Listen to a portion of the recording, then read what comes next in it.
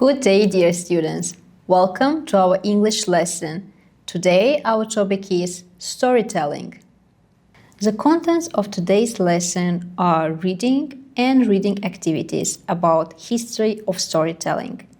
Once we finish with history of storytelling, we're going to read another text about The Hobbit. Once we finish with The Hobbit, we'll have writing activities on how to write a book review. Before we learn the history of storytelling, let's look at the pictures that you see on your slide. How do you think? What do they have in common? Think for a second. I will show you the correct variant soon. Are you ready? Okay. The correct answer is storytelling. Now we're ready to read about it. In order to make sure that you understand the reading well, let's do a small pre-reading activity. Complete the sentences with the given words, which are share, storytelling, written, and caves. Stop the video and do the activity. Welcome back. It is time to check your answers. For the first sentence is storytelling. Storytelling is the activity of writing or telling stories. For the second, it is written. Is this an oral or a written story? For the third, in prehistory, people lived in caves. In the fourth sentence, I don't want it all for me. I want to share it. Well done. Now it is time for reading. Read and listen to the text about history of storytelling. In order to make sentences about the text, match 1 to 3 with A to C. Stop the video and do the activity. The history of storytelling. 30,000 BCE. A long time ago, people painted pictures on cave walls in different parts of the world. These visual stories included animals, people, and objects. For many centuries, people didn't know how to write, and they listened to stories together. In Asia, people used paper puppets to tell stories. More than 4,000 years ago, Sumerians used stones to tell the first written story in history. 15th century. Johannes Gutenberg from Germany invented the printing press. There were more books around, and more people learned to read. At this time, many people went to the theatre too. The end of the 19th century. People started going to the cinema. 1900 to 1970. People listened to stories on the radio and watched TV at home. 1970 to the 1990s. A lot of new technologies arrived. Video games, videotapes, DVDs and others. 1980 to today. The Internet changed how we tell stories. Now we can watch film and television online, and we can read other people's stories on social media. People tweet, blog, post and share stories every day. Welcome back. I hope that you enjoyed the text. Now it is time to check your correct answers. The history of storytelling started a long time ago. There were many new ways to tell stories in the 20th century. New technologies help people tell stories in different ways. Well done. Now let's do one more reading activity. If you need, read the text again. After that, number the events in order from 1 to 8. Stop the video and do the activity. Welcome back. It is time to check your answers. The first event is cave paintings. The second, paper puppets. The third, first written story. The fourth, the printing press. The fifth, the cinema. The sixth, the television. The seventh, video games. And the last is the internet. Well done. Let's check your memory and how well you remember the text about history of storytelling. For that, look at the sentences and choose the correct options. Stop the video and do the activity. Welcome back. It is time to check your answers.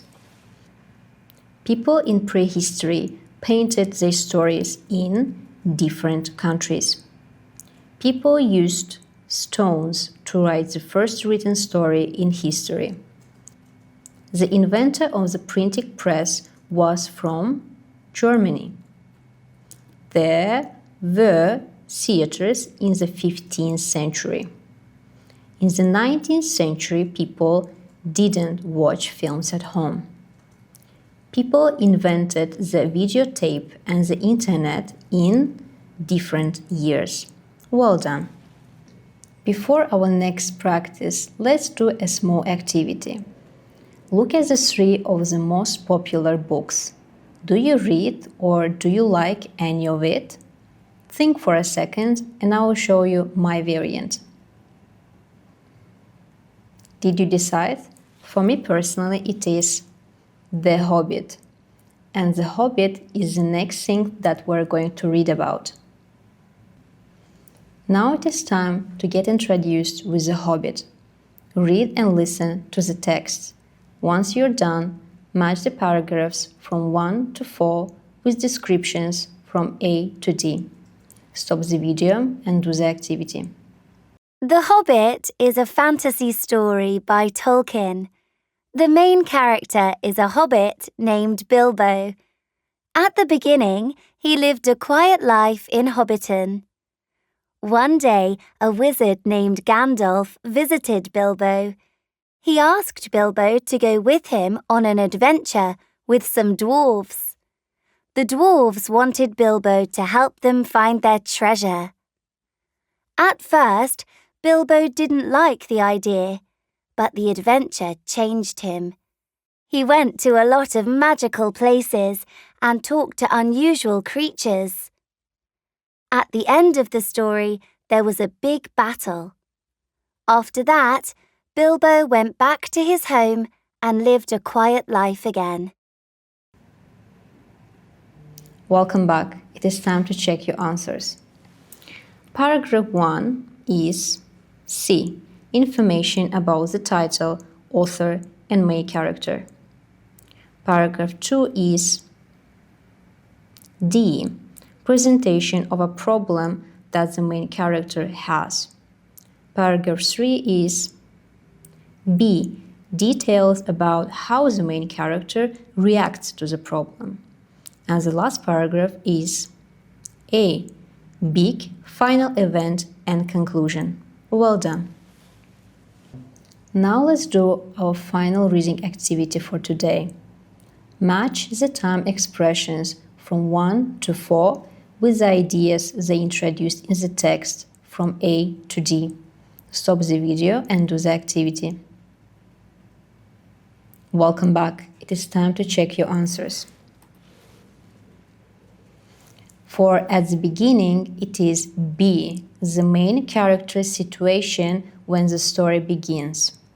For one day, it is D, the problem the main character has. For the third one, at first, it is A, the main character's first reaction to the problem. And last, at the end, it is C, the main character's situation at the end of the story. Well done. Now you know how the story summary should look like. Do you think that we're able to write a book review now? I will help you in this task. Read what you need to do to write a description. We have 3 steps. Step 1. Decide and write what book with the author's name you want to write about. Step 2. You need to think about several questions. First, title and the author. Second, details about the main character or characters. Third, how does the story start? What is the problem? The fourth, how does the main character solve the problem? And the last, what is your opinion about the book? Like or dislike? Last step is to write your description using the given structures. Are you ready? Let's do it. Let's do step number 1. Did you decide and write what book, together with the author's name, you want to write about? I decided. The Lion, the Witch and the Wardrobe by Clive Staples Lewis. Now let's do step 2. I will help you to write your sentences by showing my examples. So let's see what sentences I wrote for the first question. Details about the main character or characters. The main characters are 4 siblings, Peter, Susan, Edmund and Lucy. They're brave, curious and very different from each other. Another important character is Aslan, a strong and wise lion. The second, how does the story start? What is the problem? My answer is, the story starts when Lucy discovers a magical wardrobe that leads to Narnia. The problem is Narnia is under the control of the White Witch, who makes it always winter and never spring. How does the main character solve the problem? My answer is, with the help of Aslan and their friends, the main characters fight against the witch. At the end, they learn to be brave and work together. And lastly, what is your opinion about the book? Like or dislike? I really like this book because it shows friendship and importance of being brave. I think it is exciting and sometimes emotional. Now it is time for you to write your own answers. Now let's do a final step, step 3. If you prepared your sentences, well done and great job.